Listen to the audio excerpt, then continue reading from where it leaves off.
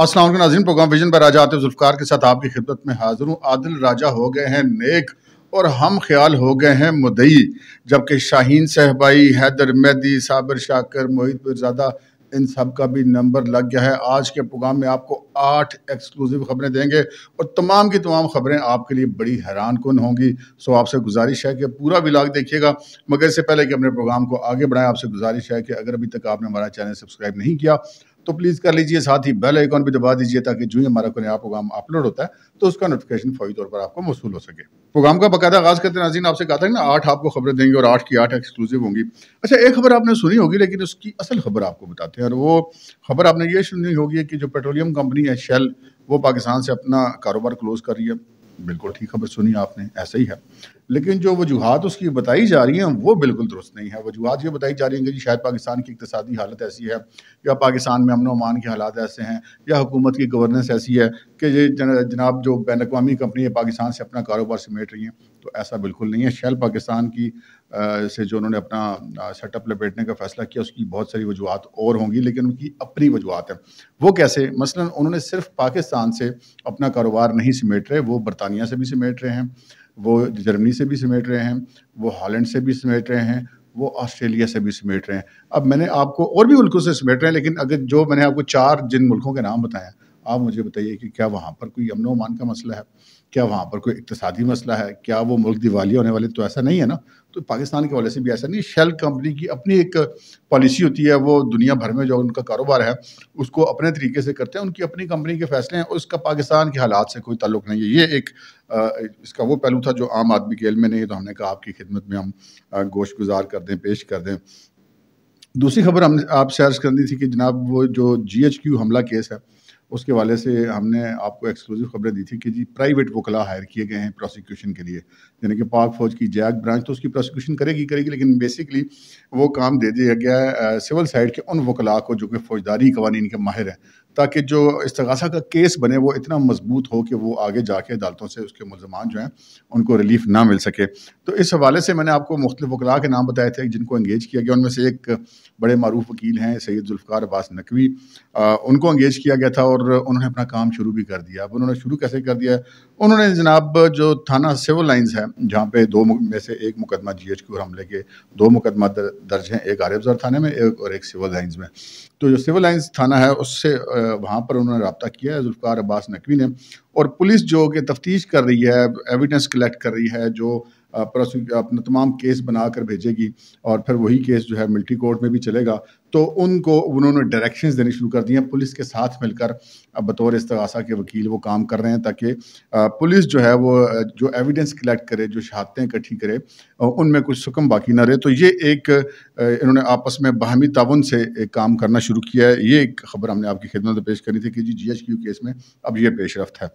फिर एक खबर और है, और वो खबर ये है कि जनाब वही जिन्होंने अल्लाह को जान देनी थी, वो शहरियार अफरीदी साहब, साबिक वज़ीर मुमलिकत पाकिस्तान तहरीक इंसाफ के बड़े मुजाहिद किस्म के आदमी, और आपको पता है ना वो तो फ़िक्रा ही यहाँ से शुरू करते हैं जी मैंने जान अल्लाह को देनी है। और राना सनाउल्लाह वाले केस में भी उन्होंने इसी तरह कहा था, लेकिन बाद में पता चला कि जान तो पता नहीं अल्लाह को देनी थी या नहीं थी, FIR काट के इमरान खान को ज़रूर देनी थी राना सनाउल्लाह के खिलाफ, तो वो उन्होंने दे दी थी। तो वो जेल में जनाब वो GHQ पर हमला और जो दीगर जो तनसीबात उन पर हमले में उकसाने वालों में शामिल है मुबैना तौर पे क्या उनकी वीडियोस मौजूद हैं, और तो उनसे वो भी अब आजकल जेल में कैद तनाई का शिकार है ना। वो इमरान खान साहब तो जितने बंदे अंदर गए हुए हैं उनको भूल गए हुए हैं। कोई भी और सियासी जमात होती है, हमने पाकिस्तान में बड़ी तरीके चलती हुई देखी है, बतौर रिपोर्टर कवर भी की हुई है। तहरीक निजात हो, जनरल मुशर्रफ के ख़िलाफ़ हो, जो पीपल्स पार्टी की तहरीक थी ज़िया-उल हक के ख़िलाफ़, ये तमाम हमने देखी हैं अपनी आँखों से। उनमें हमने कभी नहीं देखा कि कोई सियासी जमात अपने कारकुनों को इस तरह अकेला छोड़ देती हो। तो यहाँ पे कारकुनों तो क्या, इमरान खान को अपनी जो फर्स्ट ईयर और सेकंड ईयर के लीडर्स की भी कोई परवाह नहीं है। इसी वजह से फिर लोग छोड़ के भी जा रहे हैं। तो शहरियार अफरीदी जो है वो फिर उधर तनाई का शिकार है, कोई उनसे मिलने नहीं आता। तो आज उनसे एक मुलाकात होगी, तो इस वजह से हमने कहा कि ये भी एक खबर है। वैसे अगर मुलाकातें चल रही हों तो फिर तो कोई खबर नहीं है, लेकिन ऐसे में कि जब कोई भी नहीं मिलने आ रहा तो फिर कोई मिलने आ जाए तो वो खबर है। और वो उनसे मिलने आ जी, उनके भाई की उनसे एक मुलाकात हुई है। अब यहाँ पे पोजीशन बन गई कि अपना भाई मिलने तो आ जाए तो आ जाए, बाकी पार्टी का कोई बंदा मिलने नहीं आ रहा। तो इसमें भी अकल वालों के लिए बड़ी निशानियाँ हैं कि आप जिन पार्टी के पीछे भाग रहे हैं, जिस लीडर के पीछे भाग रहे हैं, پھر آخر میں آپ کے اپنے گھر والے ہی پیچھے آتے ہیں، باہر کا بندہ کوئی نہیں آتا. یہ بھی ایک خبر تھی، ہم نے آپ کے ساتھ شیئر کر دیں. ایک خبر آپ کے ساتھ اور شیئر کر دیں جو آپ کو میڈیا پر نہیں مل رہی ہوگی، اور خبر وہ بہت بڑی ہے، اور وہ خبر ہے تحریک لبیک پاکستان کے حوالے سے. تحریک لبیک پاکستان نے جناب ایک لانگ مارچ شروع کر رکھا ہے کراچی سے، اور اب وہ تقریباً گجرانوالہ سے کراس کرتا ہوا اور سیالکوٹ کے قریب سے گزرتا ہوا جہلم سے کچھ پیچھے اس وقت وہ موجود ہے. لانگ مارچ آپ دیکھیں نا، ایک لانگ مارچ ہو رہا ہے، اور اتنی ایک بڑی جماعت ہے جو تحریک لبیک پاکستان ہے، اور بڑی منظم جماعت ہے. عمران خان صاحب کے دور میں بھی انہوں نے بڑے لانگ مارچ وغیرہ کیے، پھر اس سے پہلے نون لیگ کے دور میں بھی انہوں نے دھرنا شرنا جو دینا شروع کیا تھا خادم رضوی صاحب نے، مرحوم نے، وہ انہیں کی یہ جماعت ہے. اب ان کے صاحبزادے سعد رضوی صاحب اس کو لیڈ کرتے ہیں. تو ایک اتنی بڑی جماعت لانگ مارچ لے کے چلی کراچی سے، اور جہلم سے پیچھے سرائے عالمگیر تک وہ پہنچ گیا مارچ، اور دیکھیں کسی کو پتہ ہی نہیں ہے، اور اس لیے کہ اس کی کوریج نہیں ہو رہی. تو ہم نے کہا ہم یہ بھی خبر آپ کی خدمت پیش کرتے ہیں. تو جناب یہ فیصلہ کیا گیا ہے کہ ان کو آگے نہیں بڑھنے دیا جائے گا. اور آگے کیوں نہیں بڑھنے دیا جائے گا؟ کیونکہ وہ گزرنا چاہتے ہیں راولپنڈی کچہری کے روٹ سے اسلام آباد جانا چاہتے ہیں. تو کچہری کا روٹ جو ہے وہ بڑا سینسٹیو ہو گیا ہوا ہے جی ایچ کیو کی وجہ سے، کیونکہ جو 9 مئی کو واقعات ہوتے ہیں اس میں سے کچہری چوک سے لوگ جی ایچ کیو کی طرف گئے تھے، وہاں سے بالکل قریب ہے. تو اس وجہ سے ایک یہ فیصلہ کیا گیا کہ ان کا روٹ تبدیل کروایا جائے. تو اس وجہ سے فی الحال ان کو روکنے کا فیصلہ کیا گیا کہ اگر وہ نہ مانے روٹ کو تبدیل کرنے پہ تو پھر ان کو جہلم میں روک لیا جائے گا. جہلم کا پل اس وقت بند کر دیا گیا ہے.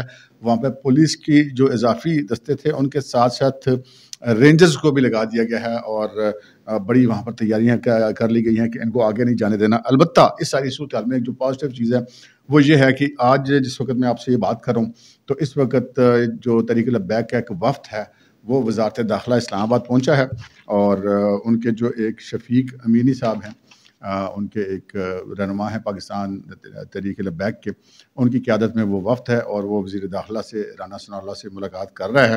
اور اس میں یہ فیصلہ کیا جائے گا کہ ان کو کون سا روٹ دیا جائے، کیونکہ جو ان کا کوشش یہ ہے کہ حکومت کی طرف سے ممکن ہے کہ یہ چیز آسانی سے طے پہ آ جائے. اس میں کوئی پرابلم ہونا نہیں چاہیے کہ اگر وہ وہاں سے آتے ہیں جلوس لے کر تو وہ بجائے کچہری کے راستے سے یا فیض آباد سے ہوتے ہوئے اسلام آباد میں داخل ہوں، وہ رواٹ ٹی چوک سے ہی اسلام آباد ایکسپریس وے کے اوپر چڑھ جائیں اور سیدھے اسلام آباد چلے جائیں تاکہ پنڈی کی طرف نہ جائیں، کیونکہ پنڈی کے والے معاملات آج کل بڑے سینسٹیو ہیں اس وجہ سے. تو امید تو یہ ہے کہ یہ اسی طرح ہو جائے گا، اور وہ یہاں پر ایک دن رک کے اسلام آباد میں اور پھر وہ چلے جائیں گے، کیونکہ جو ان کے بنیادی مطالبات ہیں وہ اتنے زیادہ کوئی ایسے نہیں ہیں جس کے اوپر حکومت کچھ نہ کر سکتی ہو. اور ان کا ایک مطالبہ ہے کہ جی پٹرول سستا کیا جائے. تو پٹرول کے سستا ہونے کی سبیل تو ویسے بھی حکومت نے کر لی ہوئی ہے، اور روس والا تیل بھی آگے ہوا ہے، وہ بھی قریب اس کی وہ شروع ہو جائے گی، اس کو ریفائن کر کے جو وہ سپلائی کے لیے اویلیبل ہو جائے گا. تو وہ اس طرح کے ان کے مطالبات ہیں مہنگائی کے حوالے سے، فیول کی پرائس کے حوالے سے. تو امید ہے کہ ان کے مطالبات بھی مان لیے جائیں گے، اور ان کا جو ان کا مارچ ہے وہ بھی شاید ان کو روٹ تبدیل کرنے پر آمادہ کر لیا جائے گا. پازیٹیو امیدیں ہیں اس حوالے سے. تو اگلی خبر کی طرف چلتے ہیں جناب. میں نے آپ سے عرض کی تھی نا کہ عادل راجہ صاحب ہو گئے نیک اور ہم خیال ہو گئے متقی. ہم خیال کیسے متقی ہو گئے؟ اس کی میں آپ کو 2 بڑی مثالیں دیتا ہوں آج جو کہ سپریم کورٹ آف پاکستان میں واقعات ہوئے. ایک تو کیس لگا ہوا تھا جناب ارشد شریف شہید کا از خود نوٹس کیس. بہت سارے لوگوں کا یہ خیال ہے کہ اس کیس کا نوٹس اسی وجہ سے لیا گیا تھا کہ جو مقدمے کے اصل ملزمان ہیں ان کی طرف تفتیش کو جانے ہی نہ دیا جائے، اور جو جے آئی ٹی ہے اس پر دباؤ ڈال کر اس کو آگے پیچھے کیا جا سکے. اور یہی ہوا. بار بار ان کو سپریم کورٹ کہتی رہی کبھی آپ کینیڈا چلے جائیں، کبھی آپ دبئی چلے جائیں، یعنی پاکستان میں جو ان ملزمان کے اوپر شک جاتا ہے ان کو شامل تفتیش نہ کیا جائے. اور پھر بالآخر تنگ آ کر اب دیکھیں نا کہ ارشد شریف کا لاش کے اوپر کتنی سیاست کی گئی پاکستان تحریک انصاف کی طرف سے، عمران خان کی طرف سے، ان کے حامی جو یوٹیوبرز ہیں ان کی طرف سے. لیکن یہ کتنی افسوسناک بات ہے کہ ان تمام وہ لوگ جو ہیں انہوں نے ارشد شریف کی والدہ جو ہیں ان کو وکیل نہیں دیا. وکیل پھر آخر ان کو کون بنا؟ وہی جو بیچارے ماضی میں بھی قربانیاں دیتے ہیں اور اب بھی دے رہے ہیں. جسٹس سابق جو ہیں ہائی کورٹ کے اسلام آباد کے شوکت صدیقی، جن کو ملازمت سے معزول کیا گیا تھا اس لیے کہ انہوں نے نواز شریف اور مریم کے حوالے سے پول کھول دیا تھا اس وقت کی اسٹیبلشمنٹ کا. تو انہوں نے پھر آگے بڑھے، انہوں نے ارشد شریف کی والدہ کا کیس لیا. تو اب انہوں نے ارشد شریف کی والدہ کی طرف سے ایک درخواست دائر کر رکھی تھی سپریم کورٹ آف پاکستان میں کہ جناب اس کیس میں جو لوگ ہیں جن کے پاس اصل معلومات ہیں ان کو شامل تفتیش کرنے کا حکم دیا جائے، جس میں انہوں نے لکھا تھا کہ عمران خان اور اینکر عمران ریاض خان اور جو مراد سعید اور فیصل واؤڈا اور اس طرح کے لوگ تھے. کہ بھائی انہوں نے کہا کہ یہ جتنے لوگ ہیں یہ تو خود کہہ چکے ہیں کہ ہمارے پاس انفارمیشن ہے. عمران خان کے اور جو میاں سلمان اقبال صاحب ہیں جو کہ ایئر وائی کے مالک ہیں، ان کا نام بھی ہے کہ جی ان سب کو شامل تفتیش کیا جائے.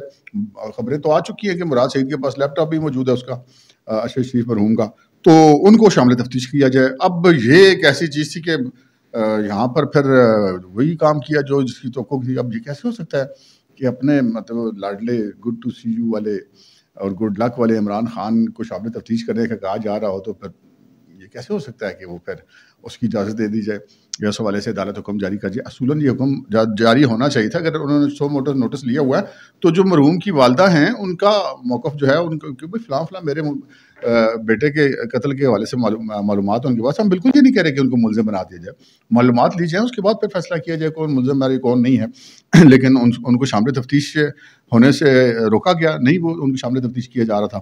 تو پھر اب جب درخواست آ گئی تو پھر انہوں نے یہی توقع تھی کہ وہ کوئی حکم جاری نہیں کریں گے، تو انہوں نے نہیں کیا. انہوں نے یہ کہہ دیا اور حیرت ہوئی کہ انہوں نے یہ کہہ دیا کہ جی ہم تو جو اسپیشل جے آئی ٹی ہے اس کو تفتیش کے لیے ہدایت جاری کر ہی نہیں سکتے. اتنی بے بس سپریم کورٹ، اتنی بے بس بندیال صاحب کی عدالت، حیرت ہے. تو بہرحال یہ حکم جاری ہوا اور پھر کہا کہ آپ جے آئی ٹی کو درخواست دے دیں، لوگوں کو شامل تفتیش کر لیں، ہم تو اس سلسلے میں کچھ نہیں کر سکتے. اور انہوں نے کیس کی سماعت ملتوی کر دی. تو پھر جو لوگ پہلے انگلیاں اٹھا تھے کہ جی یہ تو محض تفتیش کو ڈی ٹریک کرنے کے لیے سو موٹو نوٹس لیا گیا، تو پھر وہ تنقید پھر ہمیں تو مثبت ہی محسوس ہوگی. ایک یہ معاملہ تھا. دوسرا ایک معاملہ تھا، آج وہ الیکشن کے والے کیس کی سماعت تھی اور ریاض حنیف رائی ایڈوکیٹ ایک صاحب جو ہیں وہ کافی جو ہے اہم نوعیت کے مقدمے پر اسرار طور پہ دائر کر دیا کرتے ہیں. ماضی میں بھی وہ یہی کچھ کرتے رہے. ایسا ہی ان کا ریکارڈ ہے کہ بہت سارے عوامی مفاد انڈر دی انورٹیڈ کامرس ان کے کیسز وہ کرتے رہتے. تو وہ جناب انہوں نے کیا ہوا تھا اور وہ چند دن پہلے اچانک لاپتہ ہو گئے تھے اور لاپتہ ہونے کے بعد وہ پھر اچانک واپس آ گئے. اور آج جب عدالت میں ان کا کیس تھا تو انہوں نے پہلے تو اپنے کیس کے سارے دلائل دیے. اس کے بعد انہوں نے کہا جناب میں ایک درخواست دینا چاہتا ہوں. چیف جسٹس صاحب نے فرمایا کہ کون سی درخواست دینا چاہتے ہو؟ ان کا جی درخواست یہ دینا چاہتا ہوں کہ جی مجھے کر لیا گیا تھا اغوا تاکہ میں اس کیس کی جو ہے وہ پیروی نہ کر سکوں، اور اس کے بعد مجھے چھوڑا گیا تو میں اس حوالے سے بات کرنا چاہتا ہوں. تو حیرت انگیز طور پہ چیف جسٹس صاحب نے کہا کہ نہیں اس بارے میں یاد یہ تو اس کیس سے تو اس کا تعلق نہیں. جی اس کیس کی پیروی سے روکنے کے لیے تو مجھے اٹھایا گیا تھا. تو انہوں نے کہا نہیں یہاں پر نہیں آپ بات کریں، اگر آپ کو کوئی بات کرنی ہے تو یہ تو آپ کا پرسنل میٹر ہے. انہوں نے کہا جی پرسنل میٹر نہیں ہے، اس کیس سے متعلقہ مجھے اٹھایا گیا. تو انہوں نے کہا نہیں آپ کا پرسنل میٹر ہے، آپ اس سے کریں نا، ضرورت سمجھتے ہیں میرے پاس چیمبر میں آ کے مجھے ملنے. ان کا جی میں چیمبر میں آ کے کیا ملوں؟ اچھا آپ کچھ بھی آرڈر اپنا پاس کریں، آپ مجھے میری درخواست پڑھ تو لینے دیں جو میں آپ کو دینا چاہتا ہوں. انہوں نے کہا جی نہیں آپ درخواست ادھر پڑھ بھی نہیں سکتے، آپ نے جو بات کرنی ہے چیمبر میں آ کے کر لیں، ادھر ہم نہیں سن سکتے. تو پھر ہم خیال بھی پھر ہم یہ کہہ سکتے ہیں کہ نیک ہو گئے ہیں، پرہیزگار ہو گئے ہیں، متقی ہو گئے ہیں، ورنہ وہ کہہ سکتے تھے کہ ہاں بھائی دسو کہنے چکے ہیں. تو ایسی انہوں نے کوئی بات نہیں کی. تو وہ خبریں پھر جو ایسی سننے میں آ رہی ہیں، جو گوسپس چل رہی ہیں کہ جناب کافی معاملات سیٹل ہو گئے. ہم نے بھی آپ کو اپنے پچھلے ولاگز میں بتایا تھا کہ اب یہ وہ اپنی ذات کی حد تک ہے کہ وہ آڈیوز ویڈیوز والے کیس کی حد تک اب وہ ان کا سارا زور رہ گیا. تو وہ جو باقی فیسیلیٹیشن تھی مبینہ طور پہ باقی جو ملزمان تھے یا عمران خان 9 مئی کے واقعے کے حوالے سے عمران خان اور ان کی پارٹی کے لوگوں کے لیے جو ان کی محبتیں شبتیں تھیں، وہ دل کے نہانگ گوشوں میں تو ضرور ہوں گی لیکن وہ کافی ٹھنڈی ہو گئی ہیں. مطلب وہ متقی ہونے کی طرف چل نکلے ہیں، راہ راست کی طرف، اور اب آئین اور قانون کی بات کرنے لگے ہیں. لیکن یہاں پر انہوں نے کہا کہ نہیں ہم نے تو سننے بھی نہیں دینی، ہم نے سننا تو کیا آرڈر تو کیا پاس کرنا ہے، ہم نے آپ کی درخواست آپ کو پڑھنے بھی نہیں دینی. لہٰذا بھائی جان بعد میں کریں گے بات، ابھی ہم اس معاملے پہ بات نہیں کر سکتے. اور سماعت ملتوی کر دی گئی. تو یہ بھی متقی ہو گیا ہم خیال جو میں نے آپ سے عرض کی. اب آگے بڑھتے ہیں جناب اگلی خبر کی طرف. اگلی خبر تھی عادل راجہ والی. ہم نے کل کے ولاگ میں یہ سٹوری بریک کی تھی کہ عادل راجہ سابق میجر پاک فوج کے خاموش مجاہدوں کے بڑے بھونپو قسم کے ترجمان بنے ہوئے تھے، اور وہ سارے جو پاکستان کے اندر پی ٹی آئی کے جو فالوورز ہیں ان کو اکسانے، ان کو بھڑکانے، جعلی خبریں دینے، اپنے ملک کے اداروں کے اوپر الزامات لگانے والے میں جو ٹاپ کے جو 2-3 لوگ ہیں ان میں یہ عادل راجہ صاحب بھی شامل تھے. سابق میجر ہیں اور پاکستان سے بھاگے ہوئے ہیں اور پینشن بھی ان کی بند ہو چکی ہے اپنے ادارے کے خلاف ورزہ سرائیاں کرنے پہ. تو وہ اب وہاں پر تھے اور وہاں پر ہونے کا، لندن میں ہونے کا ناجائز فائدہ اٹھا رہے تھے، برطانیہ میں ہونے کا. اور جس دن یہ 9 مئی والا واقعہ ہوا اس سے اگلے دن جب جلاؤ گھراؤ توڑ پھوڑ ہوا تو اس وقت بھی میں نے دیکھا تھا کہ اپنے یوٹیوب چینل پر اور جو اپنے دیگر سوشل میڈیا ایپس ہیں وہاں پر بیٹھ کے یہ ڈائریکشنز دیتے تھے کہ فلاں افسر کا گھر فلانی جگہ پہ، فلاں فوجی افسر کا گھر فلانی جگہ پہ، فلاں جگہ کا گھراؤ کرو، فلانا ہیڈ کوارٹر کا گھراؤ کرو. اس قسم کی یہ باقاعدہ وہاں سے ڈائریکشنز دیتے تھے. تو عمران خان صاحب کی ان کی ڈائریکشنز بڑی ایک جیسی ہوتی ہیں. آپ یہ سمجھیں کہ عمران خان کا پیغام جو ہے وہ عادل راجہ کے ذریعے پہنچتا تھا سوشل میڈیا کے لوگوں کے پاس، اور عادل راجہ کے پیغام کو ہی یہاں پر جو پاکستان کے اندر پی ٹی آئی کے جو فالوورز تھے ان تک پہنچایا جاتا تھا کہ اس ڈائریکشن پہ آپ عمل کرنا جو عادل راجہ کہہ رہا ہے. تو عادل راجہ صاحب کل ہو گئے گرفتار. پتہ نہیں چل رہا تھا کہ کس کیس میں ہوں گرفتار، کیوں وہ سوشل میڈیا سے اتنا ٹائم ڈسپیئر رہتے نہیں ہیں. تو ڈسپیئر تھے. آج ان کا بہرحال ایک ٹویٹ آ گیا کہ جناب وہ میں خیریت سے ہوں، لیکن آج کا ٹویٹ پڑھ کے مزہ ہی آ گیا جی. اس ٹویٹ میں تو انہوں نے یہ کہا کہ جناب میں تو آئین کی بات کرنے والا آدمی ہوں، میں تو پورے امن احتجاج کا حامی ہوں. سبحان اللہ، عادل راجہ صاحب کے منہ سے پورے امن احتجاج، آئین کی بات، امن کی بات. سبحان اللہ. واقعی آپ جو عادل راجہ صاحب ہیں نا جی وہ نیک ہو گئے. ابھی تو ان کو لندن پولیس نے خالی ایک پھیرا ہی لگوایا ہے تو وہ نیک ہو گئے ہیں. تو یہ بھی آپ کو خبر دے دیں کہ یہ بھی پتہ چلا کہ عادل راجہ صاحب کے خلاف جو درخواست ہے وہاں پہ کسی مقامی آدمی نے دائر کی ہے. یہ آپ کو ایک ایکسکلوزیو ٹپ ہم دے رہے ہیں. تو وہ کیس ابھی چلے گا. اچھا، اب عادل راجہ صاحب کو کیوں بلایا گیا؟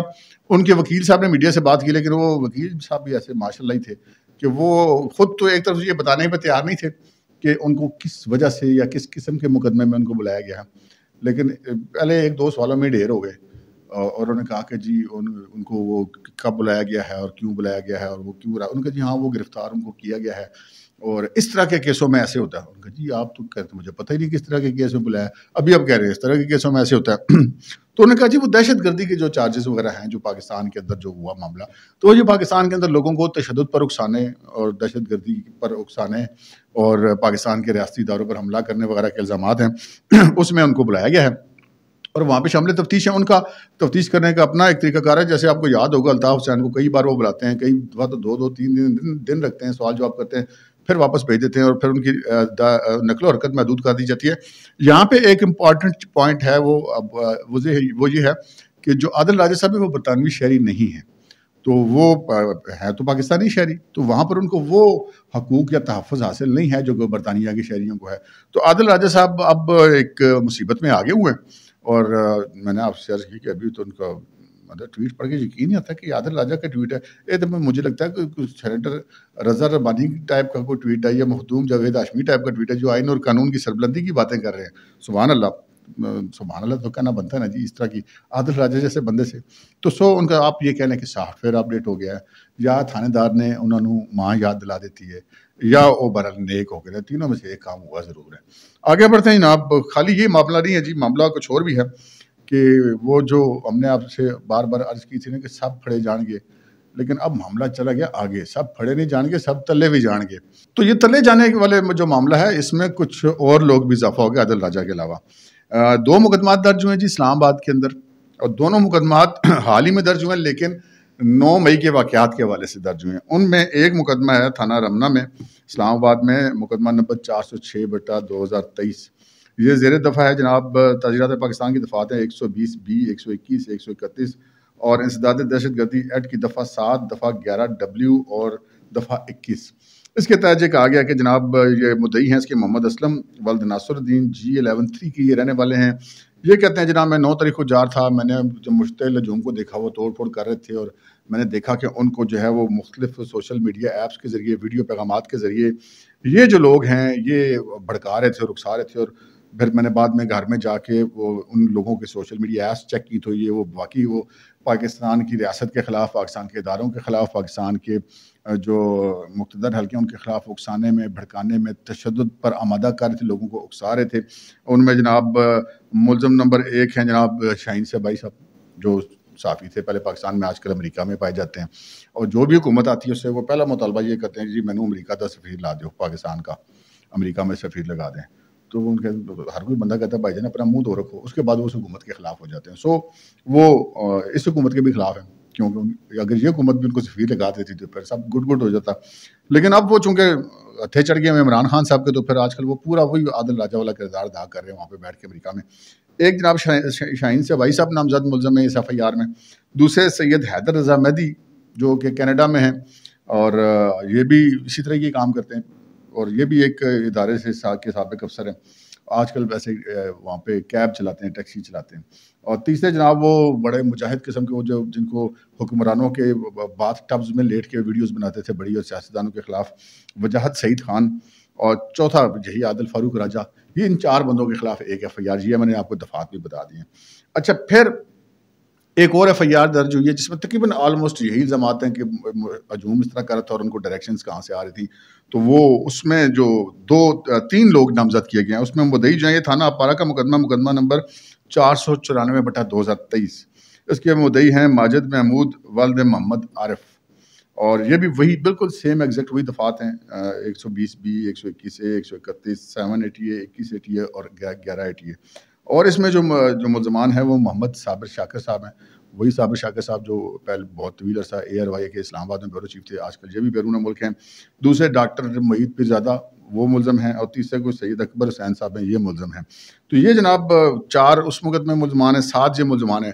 اب یہ ملزمان جو ہیں یہ سارے کے سارے ڈول نیشنل نہیں ہیں، یہ سارے وہ ہیں جو کہ ذرا گرم ہوا چلی تو وہ یہ سارے ملک سے باہر نکل گئے، اور وہاں پہ بیٹھ کے پھر جو انہوں نے اپنے آپ کو شطر بے مہار کی طرح پروپیگنڈا کرنا شروع کیا۔ بلکہ باقی لوگوں کے بارے میں تو میں کیا کہوں، لیکن صابر شاکر کے بارے میں مجھے ویسے دکھ ہوتا ہے۔ صابر شاکر صاحب چونکہ اسلام آباد میں ہم بھی رپورٹنگ کرتے رہے، صابر شاکر صاحب سے ہمارا واسطہ بھی رہا، ویسے اس طرح مطلب ملنے ملانے میں اپنے جو صحافتی برادری ہے ان کے اندر ان کی ایک اچھی ریپوٹیشن تھی، لیکن چنگا پلا بندہ بھی جب عمران خان کے تھے چڑھتا ہے نا جی، پھر وہ چولے مارنے شروع کرتے ہیں۔ تو صابر شاکر صاحب کا بھی ایسا ہی معاملہ ہو گیا۔ تو یہ جو لوگ ہیں جی اب یہ بھی بک ہو گئے ہیں، یہ باہر سے جب بھی پاکستان آئیں گے، آخر تو آنا ہی ہے، تو یہ کدھر جائیں گے؟ کہیں نہیں جا سکتے، اور ان کو واپس لانے کے لیے حکومت رابطہ بھی کر سکتی ہے، کیونکہ یہ ڈول نیشنل تو نہیں ہے، وہ یہ تو نہیں کہہ سکتے یہ ہمارے نیشنل ہیں ہم آپ کو نہیں دے سکتے۔ تو یہ بہت سارے معاملات ہیں۔ تو یہ جو سب لوگ ہیں یہ سب پھڑے نہیں جائیں گے بلکہ تلے جائیں گے، نمبر ان سب کا بھی لگ گیا ہوا ہے۔ اب تک کے لیے اتنا ہی، اجازت دیجیے، اللہ حافظ۔